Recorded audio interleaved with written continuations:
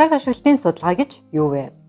Цаг ашиглалтын судалгааны гол ач холбогдол нь өрхийн гишүүдийн хөлсгөө хөдөлмөрт зарцуулж байгаа цагийг тодорхойлж, улмаар эрэгтэй эмэгтэй хүмүүсийн өрхийн хөлсгөө хөдөлмөрийн оролцооны тэгш бус байдал, хүн амын цаг зарцуулалтын ерөнхий дүр зургийг гаргах, мөн бодлого боловсруулагч болон хэрэглэгчдийг мэдээлэлээр хангахад оршиж байгаа юм а. Монгол Улсын статистикийн тухай хуульд заасны дагуу цаг ашиглалтын судалгааг 2023 онд 5 дахь удаага зохион байгуулж байна.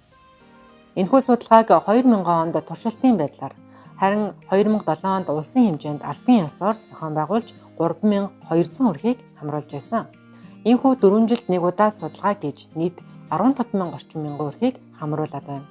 Харин энэ удаагийн судалгаанд 23.4 мянган өрхийг хамруулж, сар бүр мэдээлэл цуглуулан, үр дүнг нь үндэсний болон бүсгийн түвшинд байршлаар тооцсон гаргаар төлөвлөд байгаа юм а. Хамгийн сүүлийн буюу 2019 оны судалгааны зарим сонирхолтой баримтыг онцлон танилцуулъя.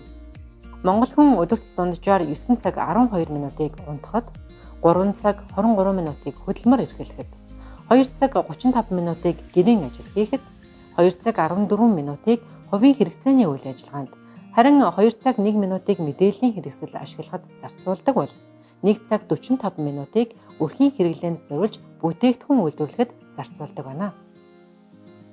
Түнчлэн хөлстэй хөдөлмөр эрхлэхэд эрэгтэйчүүд 6 цаг 25 минутыг нэг өдөрт зарцуулж байгаа бол эмэгтэйчүүд 4 цаг 13 минутыг зарцуулж байна. Харин хөлсгүй хөдөлмөр эрхлэхэд эрэгтэйчүүд нэг өдөрт 1 цаг 57 минут, харин эмэгтэйчүүд 4 цаг 41 минут зарцуулж байгаа юм а. Цаг ашиглалтын судалгааны талаар товч мэдээллийг хүргэлээ.